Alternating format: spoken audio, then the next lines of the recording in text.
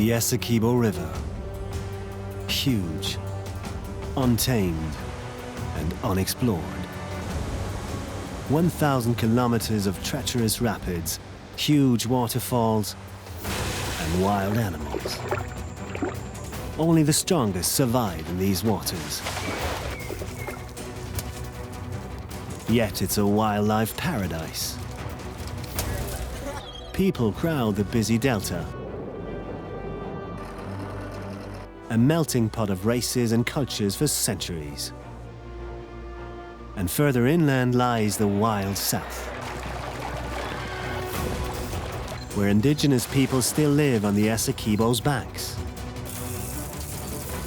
Now, filmmakers Marion Perlman, Rainer Bergomas and young Sandy are on a mission to discover the mysterious source of the mighty Essequibo.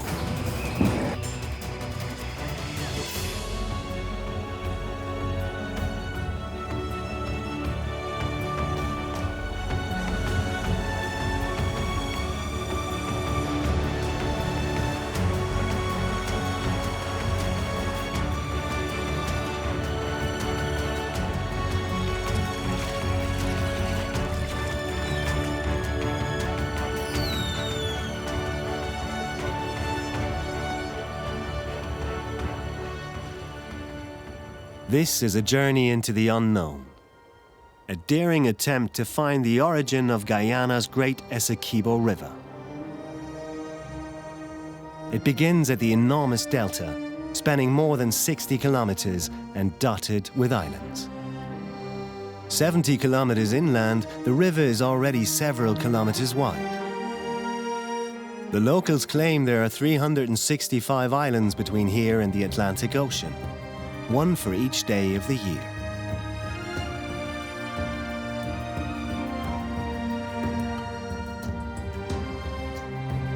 This is the historic heart of Guyana, where European settlers arrived in the 1600s and left their mark. The Dutch built Fort Zeelandia to protect their lucrative plantations from military incursions by the French, the Spanish, and the English. Until 1814, the Dutch colony Essequibo was governed from Fort Island. Its remains a poignant reminder of Guyana's colonial past.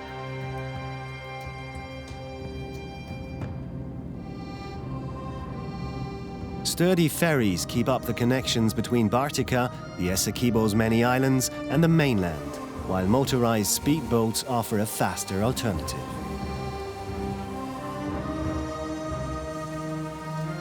For the camera crew, this is the best way to explore the delta. The water here is brown and brackish. It's a mix of fresh river water and the Atlantic salty seawater. Perfect conditions for tiger sharks. Although slimmer than great whites, they're just as long and no less efficient and ruthless killers.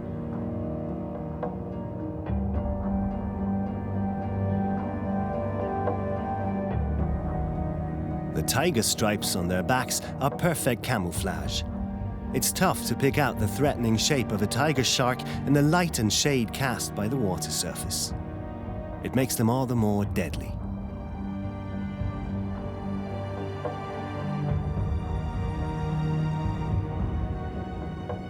A huge whale shark glides through the murky waters of the Essequibo Delta. Over 13 meters long and weighing in at several tons, this is the largest fish on Earth. Despite its size, it lives off the smallest creatures in the water, plankton. So unlike the tiger shark, this enormous water monster is harmless for humans. Above water, the boat speeds past an impenetrable green thicket. Mangroves, saltwater specialists able to thrive in the brackish delta waters. Stunning scarlet ibises live here in their hundreds. The mangroves offer them precious protection, and the soft mud at the water's edge harbors plenty of food.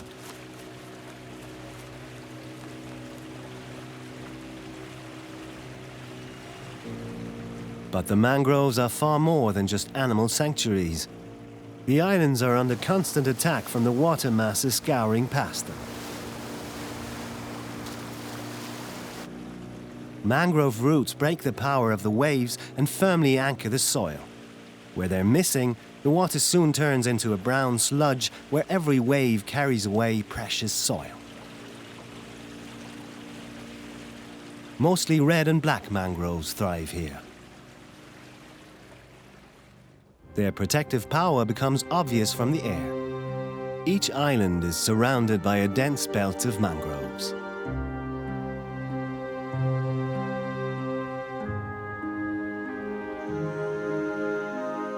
While the red mangrove weaves impenetrable root thickets, the black mangrove sends air roots to the surface that penetrate the ground like spikes. Mangrove crabs live among them. They're important. By burying and consuming leaf litter, they keep much of the forest's precious energy inside the system. And while out looking for food, the tangled mangrove roots provide precious shelter from aerial attack.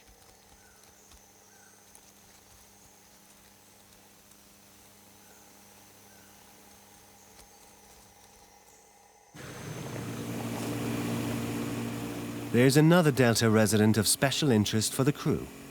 Manatees, also known as sea cows, come here to graze.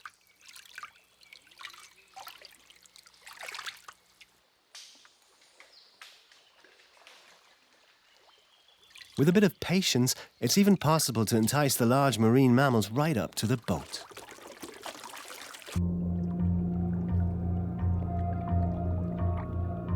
Up to 4 meters long and weighing in at up to a ton, these gentle giants are related to elephants. And to sustain this massive size, they may consume around 90 kilos of food a day. Like other marine mammals, manatees too have to come to the surface to breathe air, despite being completely waterbound. They communicate through touch and sound, and although generally loners, cows and their calves maintain very close bonds.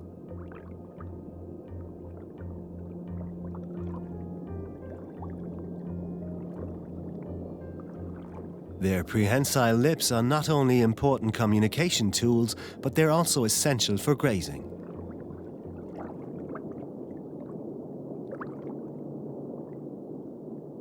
They help manipulate and tear aquatic plants, mangrove leaves and grasses lining the riverbank.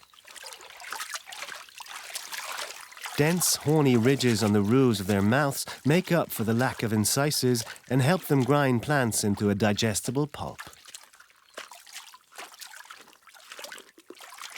But sea cows are under threat. Increasing motorboat traffic is putting them at risk. Injuries and deaths from collisions and propellers take their toll, and their numbers are in decline along the Guyanese coastline.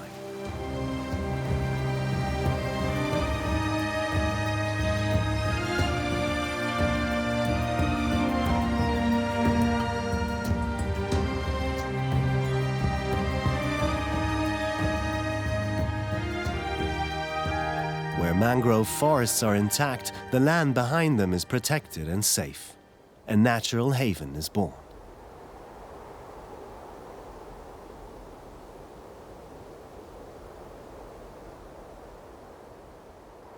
A bewildering variety of animals have made this twilight world between wet and dry their home.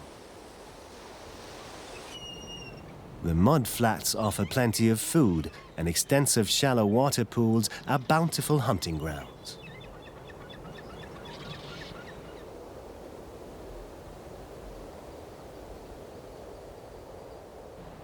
There's something here for everyone.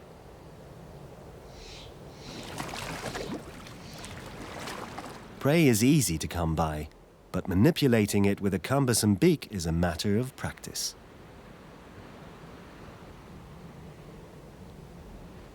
A heron is here to gorge on fish and shellfish.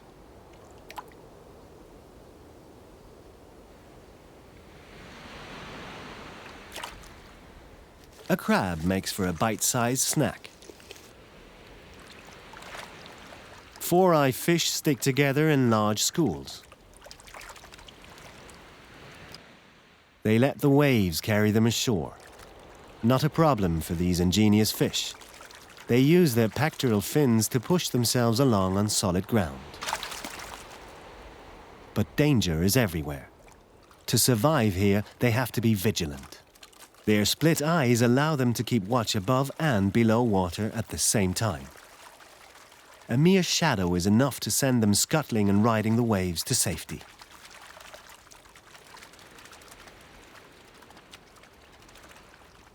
The skies above are full of danger.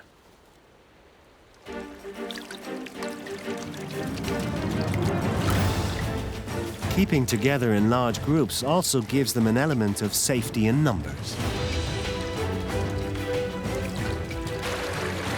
It dramatically increases the survival chances of each individual.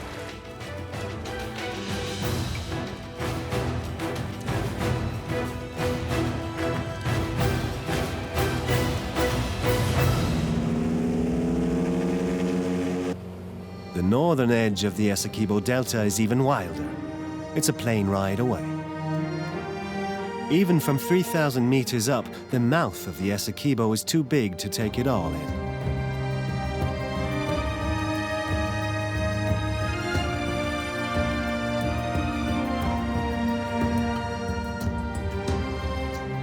More than once, it seems as if they've reached the other side of the river.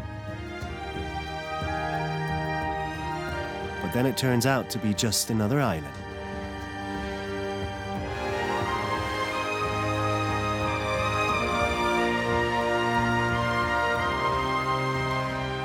Signs of human life quickly disappear. The land and the coastline become visibly wilder. It's a reminder of what it would have been like before the new settlers changed the coastline forever.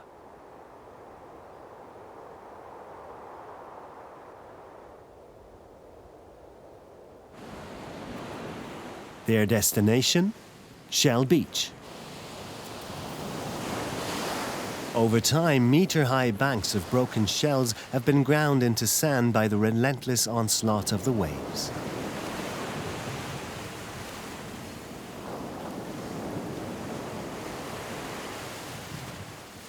Its pristine condition has made Shell Beach an ideal sanctuary for sea turtles. Many of them come here to lay their eggs. This leatherback is huge. They can grow well over 2 meters long, and the largest ever found weighed almost a ton. They are the biggest of all turtles. It's here to lay the foundations for the next generation. Record holders in the water, with dives down to an incredible 1,300 meters, they're clumsy on dry land. Their paddle-like legs may be ideal for life in the water, but on this beach they make only poor transport accessories and inefficient digging tools for the excavation of the nest. Thick, slimy tears protect their eyes from sun and heat during their long ordeal. Leatherbacks are the only marine turtles without a hard shell. Instead, the tough, leathery skin on their backs connects several loose, bony plates to protect their soft insides.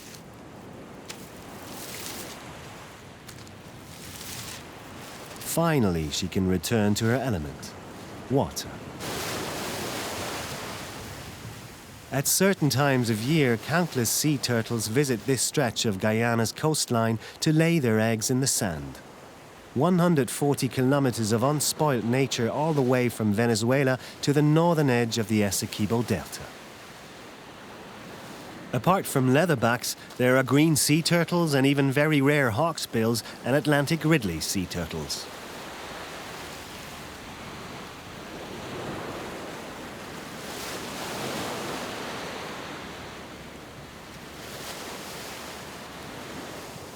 At dusk, land crabs populate the beach.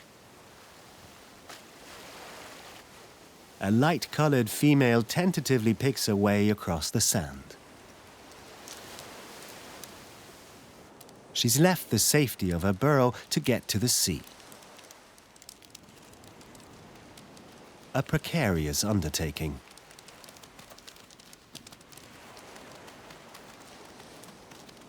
And she's not alone.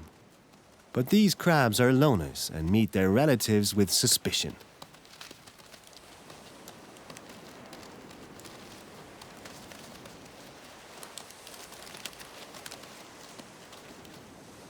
They may have a mainly vegetarian diet, but occasionally smaller specimens of their own kind also find their way onto the menu. There's purpose to their outing. A few weeks ago, when the weather and phase of the moon were just right, it was mating season. The females have been carrying the fertilized eggs around with them ever since. But now it's time to release the larvae into the sea.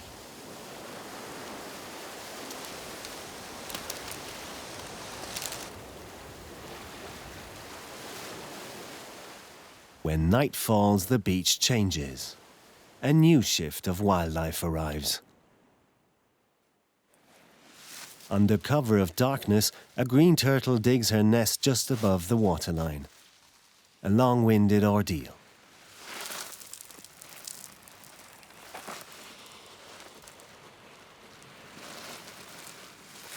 The mothers always return to the very same beach where they themselves hatch to lay their eggs.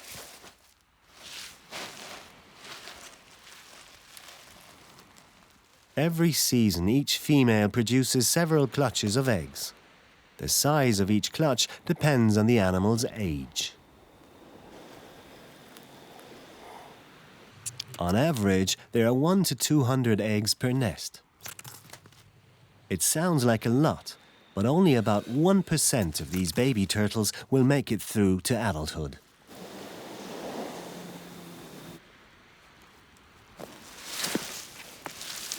The last task, carefully covering the nest with sand. The mother's work is done.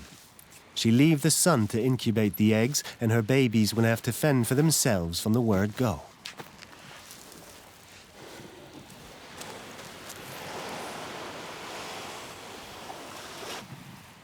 Procreation is a slow process for green turtles. The females only mate once every 2 to 4 years.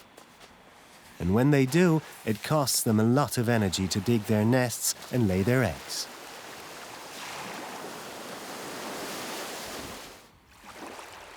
Just before 6 a.m., the black of night makes way to the first rays of the sun.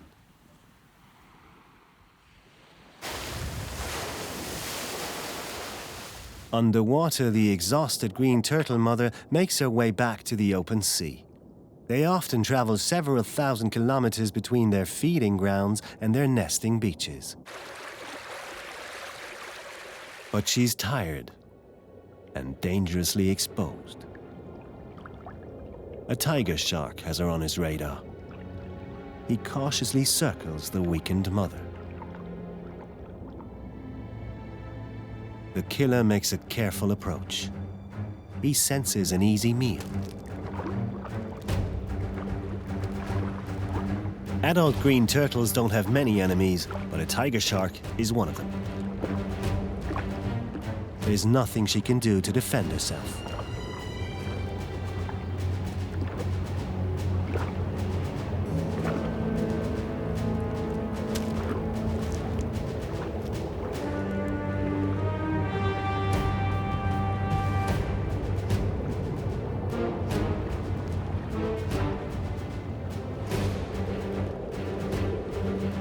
The feast soon attracts more and more hunters and scavengers.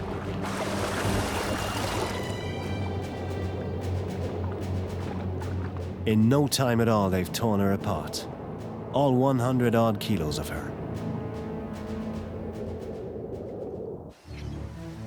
The drama in the sea soon attracts opportunists from the sky. Seagulls. They delicately pluck small morsels from the water, all the while keeping a careful eye out for the sharks. Seagulls, too, could become an easy meal for them.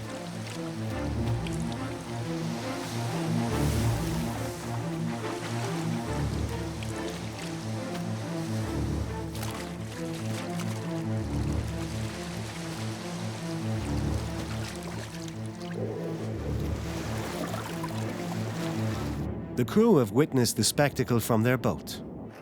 But now it's time to leave Shell Beach behind.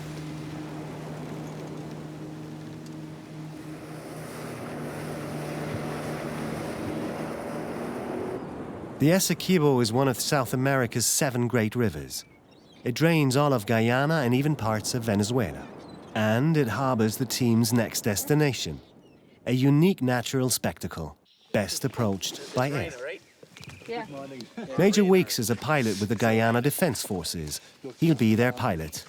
What I want to do is... But the weather is reason for serious concern. Weather conditions. Right now, the only thing we got positive is that in the vicinity of Madia, is okay. Right? But looking this way, they still see cloud cover and the mountains visibility is not that good right now. Okay. For sure right now until we get in there. Look, I need him ahead of me. Ahead? Yeah, I want him ahead of me. He could give me an idea where they're coming in. So I don't want to push that right now, because we waited for fuel to get in there, get the work done in Kiteshore, and then get back out. So we can't... No, we can't do that. Sorry, Raina. The plan is for the more robust Islander plane to fly ahead with most of the equipment and report back on the weather conditions. The helicopter will follow slowly. The flight will be both long and dangerous.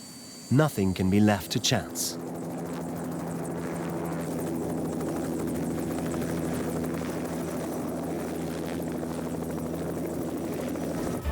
The route takes them from Timeri across the Demerara River towards the Essequibo. The 2 rivers are separated by extensive freshwater swamps. Palm trees dot the surface. They're able to survive where other trees would succumb to the waterlogged conditions.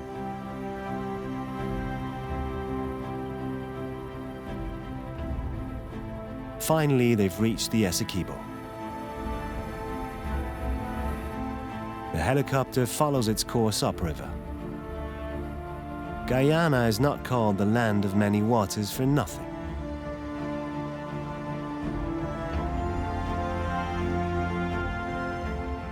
Their destination lies 150 kilometers inland on the Potaro River, a sidearm of the mighty Essequibo.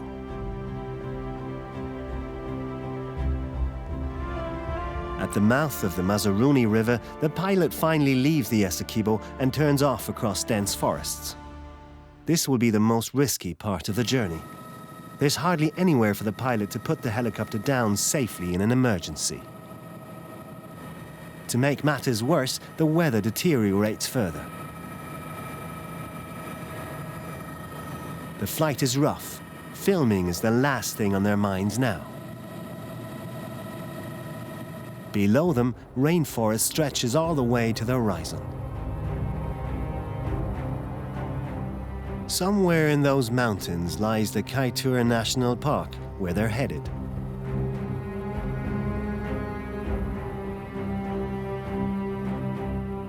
The area surrounding the national park bears the scars of mining operations.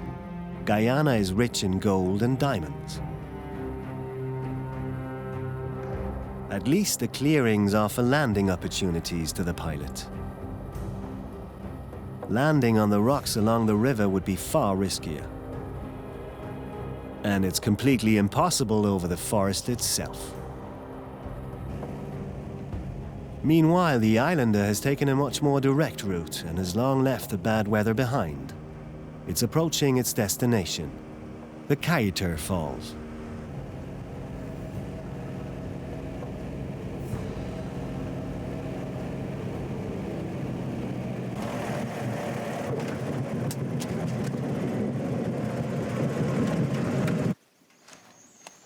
Unloading the machine is a priority, but it all has to be carried by hand.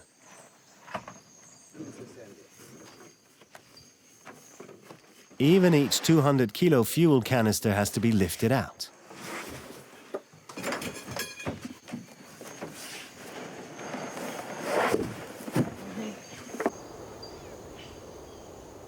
But then Marion can finally take a first look at the waterfalls and their surroundings, guided by a ranger.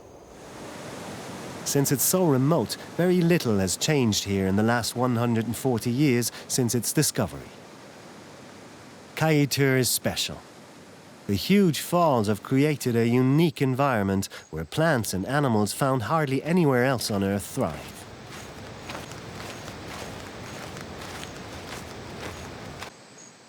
There are countless epiphytes, plants that live off others, usually amongst the treetops.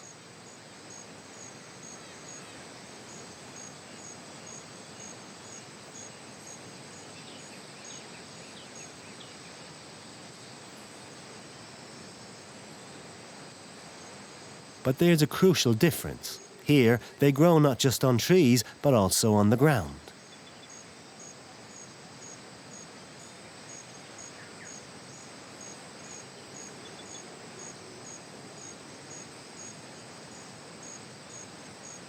Some reach gigantic sizes. They're as tall as trees and form small forests.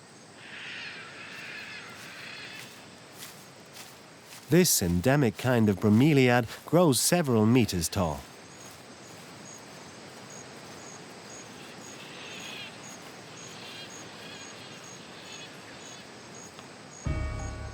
Small pools of water form in the center of each plant, habitat for other plants, and the very rare golden tree frog of Guyana.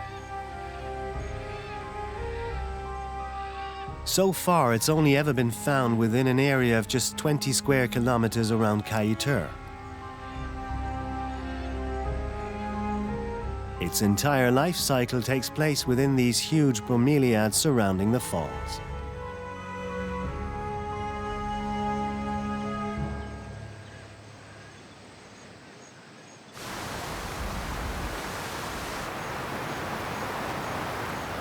One reason for the special flora and fauna around here is the ground.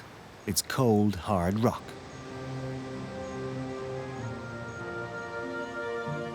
But it's covered with a green carpet of vegetation.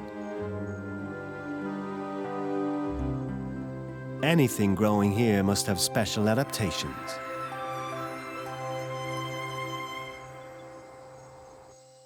Like Brocchinia reducta, a member of the pineapple family. It grows on barren mountaintops and along the Kaieteur Falls. It has a special trick up its sleeve to find enough nutrients in this barren place. Kaieteur Ranger Reuben Williams shares this bizarre plant's secret. And it's called dusted bromeliad. Why? See this here, these white looking thing here on this leaf here? This is what attract insects that come around for this plant here to feed on. So when they come here, this bromeliad here, they don't die. They try to feed on this here, they fall right in here. And when they fall in there, they don't get out. The edge of this leaf, it's very slippery. So when they try to crawl out, they don't get out. Yeah, well, you see this insect here now? This is what they do. Get trapped in here. And when they get trapped, this plant here digests the insects and it becomes like sand. Look here. See? Yeah. A few months from now, it will start feeding again, eating all the mosquitoes. That's why up here at Kaieteur you don't have any mosquitoes. It means this plant doesn't depend on the ground to keep it alive. It kills for a living instead. The insects provide everything it needs. This is one of the few bromeliads that have developed into a carnivorous plant. But it's not the only meat-eating plant at Kaieteur. A local variety of sundew, just a few millimeters across, forms entire fields of killer plants. Sweet, sticky secretions glisten on its leaves, irresistible treats for passing insects. Their tragic deaths sustain the plants. Eventually, the helicopter too approaches the waterfall. The weather continues to be tricky. The long canyon of the Potaro River disappears in the mist.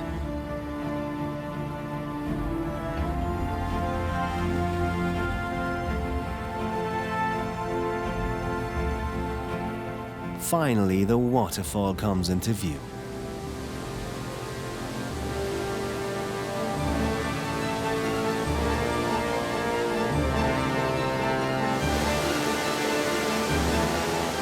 Its waters plunge 250 meters into the chasm below.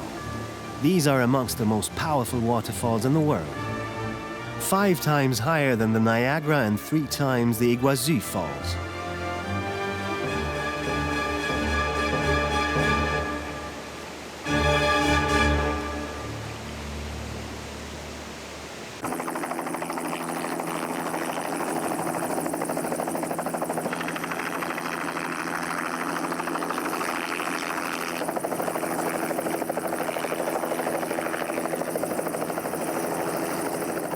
They've arrived, a relief after the tricky flight.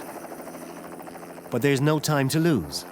Rainer and Young immediately set off to join Marion in exploring the area around the falls.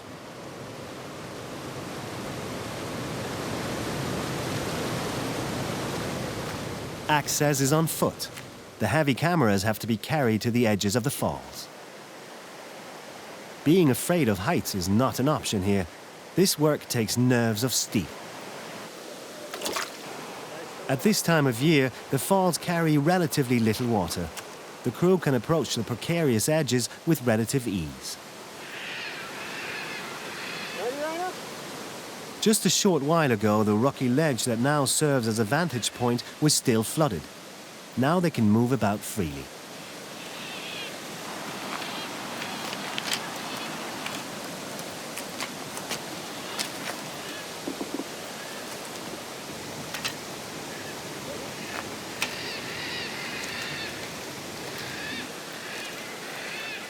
They're so close they can almost touch the falling torrent, even if it means balancing on steep cliff edges. The name Kaieteur has been taken from the language of the Patamona Indians. The Old Man Falls.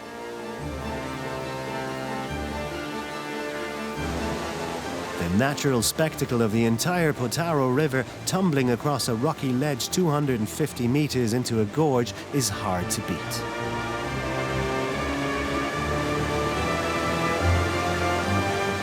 The Kaieteur Falls are far more than just waterfalls. They create their very own microclimate and support a unique habitat.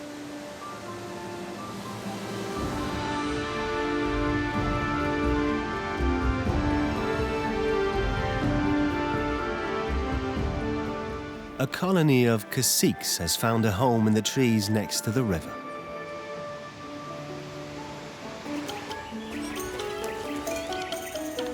Their noisy squabbles are audible even over the thundering water masses.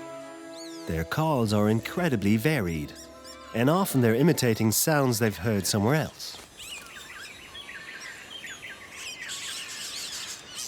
The smaller females are responsible for weaving intricate basket nests with their long beaks. They alone decide where it is to be built and often fight other females for the best places.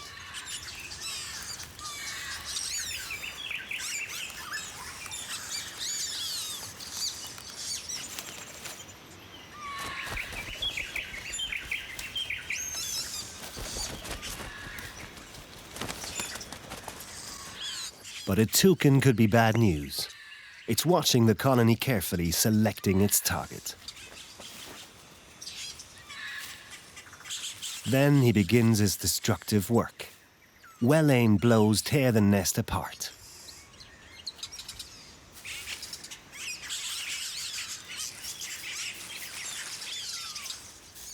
The caciques watch helplessly.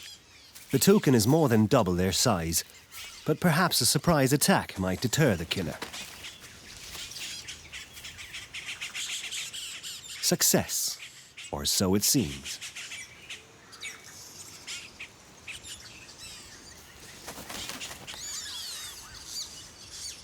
But the thief is not deterred so easily.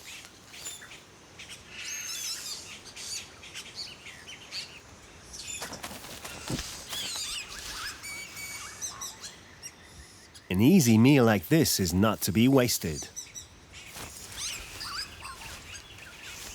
The young chick is almost ready to fledge, but he doesn't stand a chance against the killer.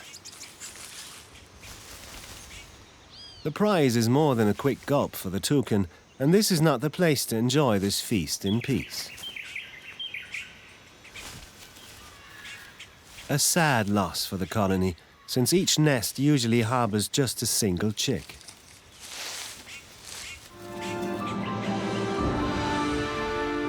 The Potaro River's unsteady water levels mark the passing of the seasons.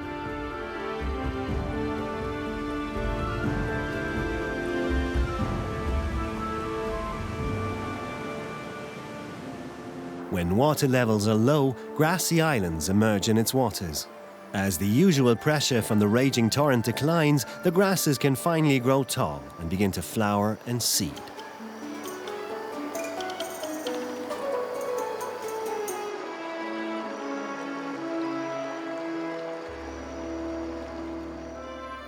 Above the falls, the green islands sit next to the grey surfaces of dry rocks, usually hidden beneath water.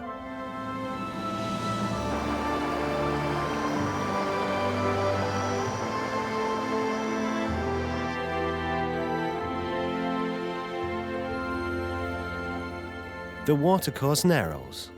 Rapids, normally hidden by excess water, suddenly emerge. But the water plants only have a short window of time before the river will swell again. They have to reproduce quickly.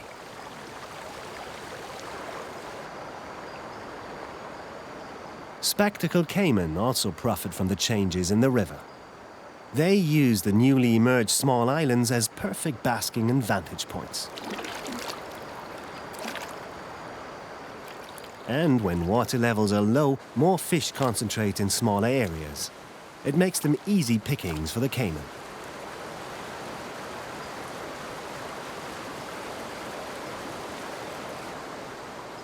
It's as if they're simply waiting for prey to jump right into their waiting jaws.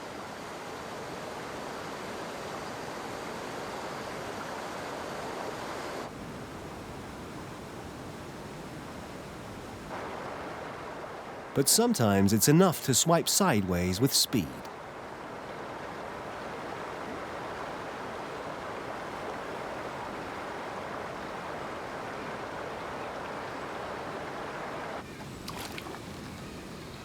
Meanwhile, Young and the Rangers have organized a dugout to cross the treacherous rapids above the falls.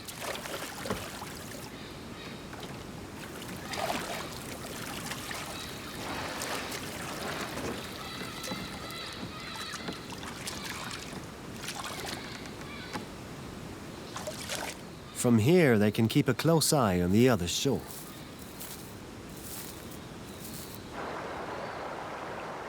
That's where a royal palm tree is fruiting. It attracts countless parrots.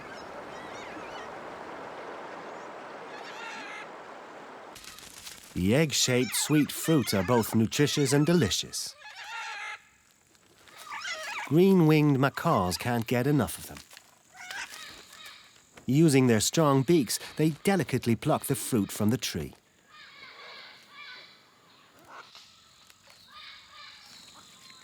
But sharing the bounty meets with resistance.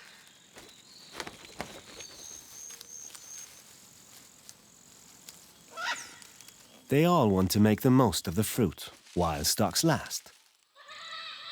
It may be some time before they find another opportunity to gorge themselves.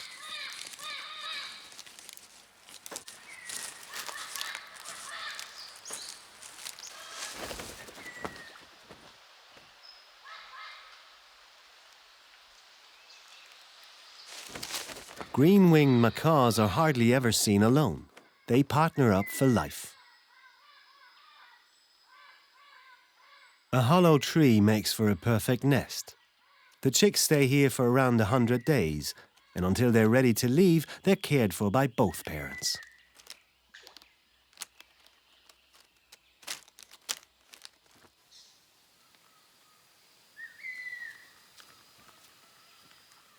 Macaws are very sociable birds and spend much of their time playing and grooming to reaffirm bonds.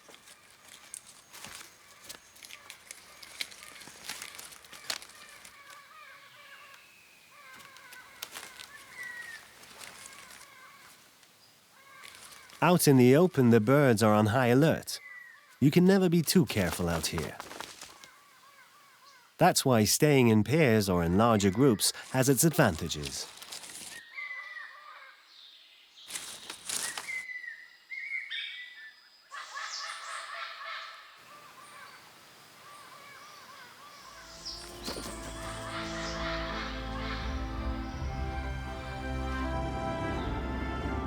Food is high in the agenda for many locals.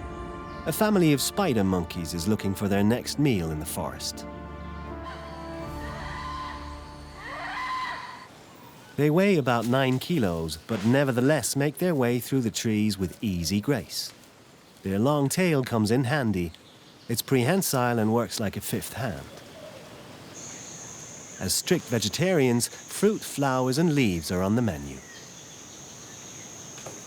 They search for their next meal in small bands during the day, but they stay in touch with the other bands in their colony by calling to them.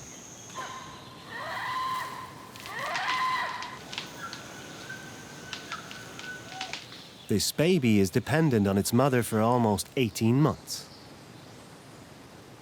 It learns everything from her, including that it's best to hide when a harpy eagle flies.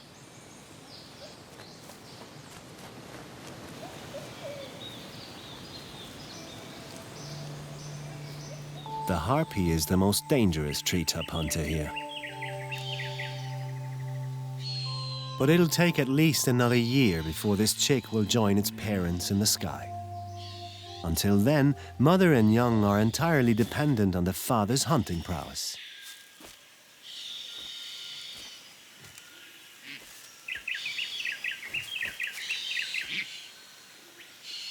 He's hard pushed to keep them fed. No sooner has he delivered his latest offerings than he's sent out for more. The growing chick needs to be fed at least 3 times a day to sustain its rapid growth rate.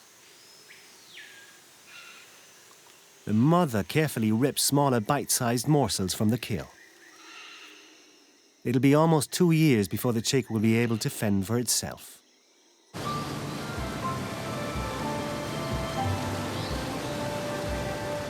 Meanwhile, the crew reassembles at the Kaieteur Falls to capture a very special spectacle.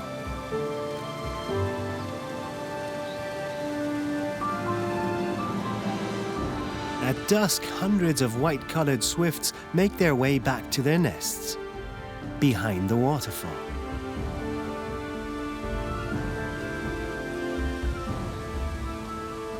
This is where they come to sleep and to care for their young.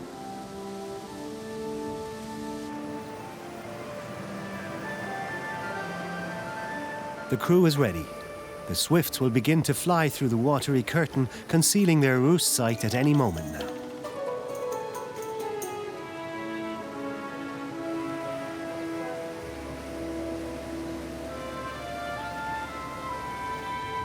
The Kaieteur Falls protect their nests from raptors and other thieves.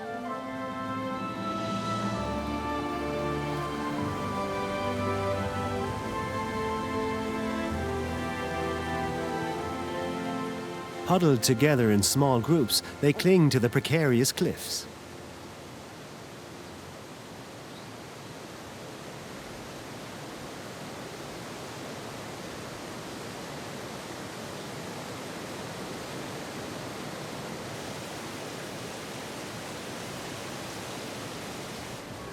Nothing will get through this to attack their colony now. As night falls, all the swifts have disappeared behind the falling torrent.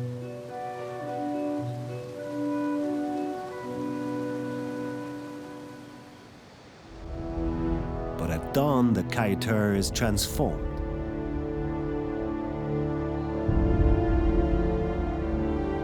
Strong gusts whip up fog and water spray and fill the canyon with mist.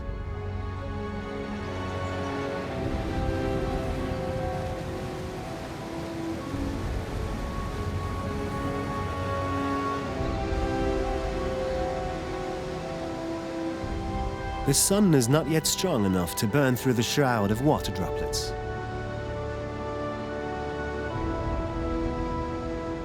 But the irritating fog has its uses. It's what keeps the plants and animals around the falls alive, even in places where it seems almost impossible for them to eke out a living.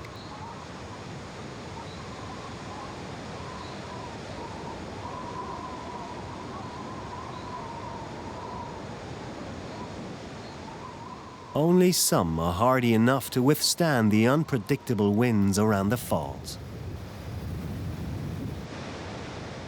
Mosses and lichen cling closely to rock surfaces near the water.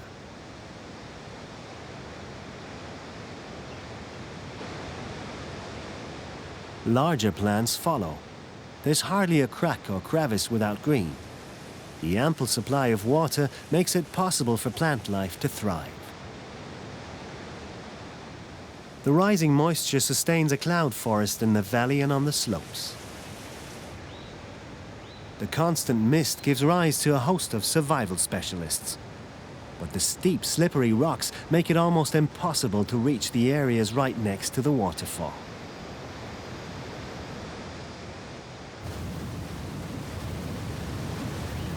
Unless, of course, you can fly.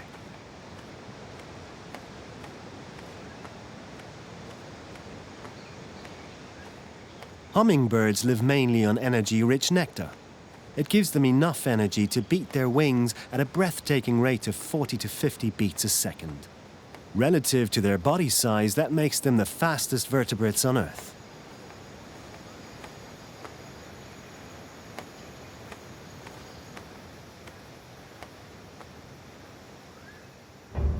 The forest above the gorge is like something out of a fairy tale.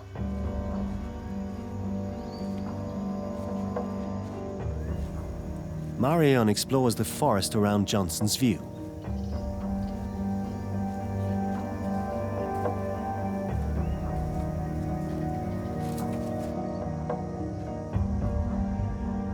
She's looking for something.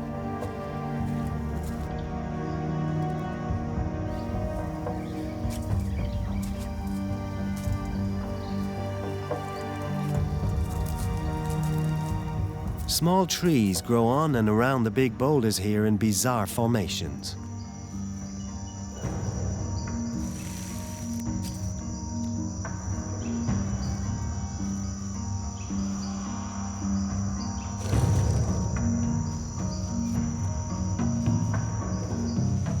The leaf litter on the ground is a perfect hideout for the fertile ants, a pit viper that packs a punch.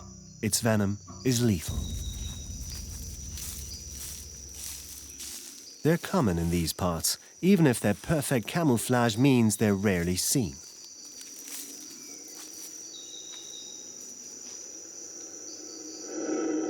A red howler monkey is far more conspicuous.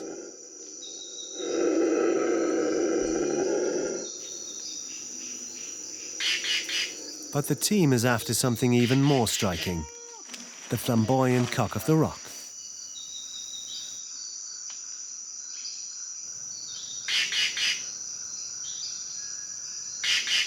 The moist, rocky forest around Kaieteur is ideal habitat for it. And once spotted, the male's bright orange plumage is hard to miss. In the mating period, this extravagant look is very important. It's to impress the much more drab-looking females. After all, it's up to them who gets to mate and who doesn't.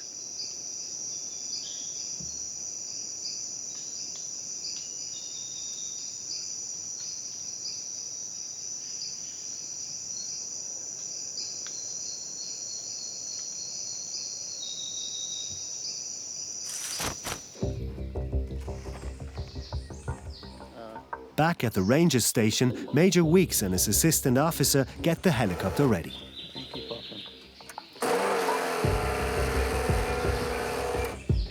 The fuel load has to be just right. They want to get as close as possible to the raging torrent of the Kaieteur Falls. It's risky, and the load on board has to be calculated carefully. You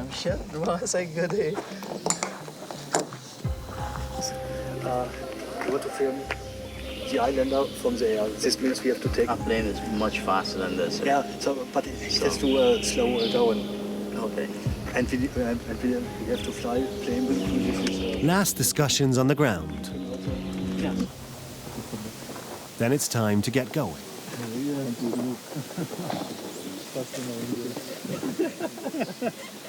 That's how I roll. How wide is this thing?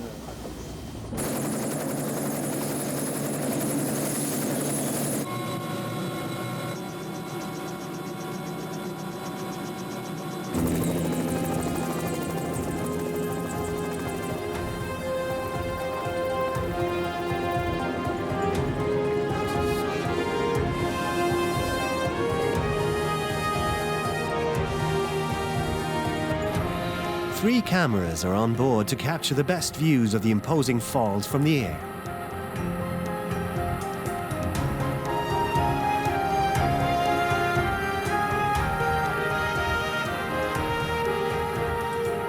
A serious challenge, since all communications have to be signals. The noise of the engine is too loud for a conversation.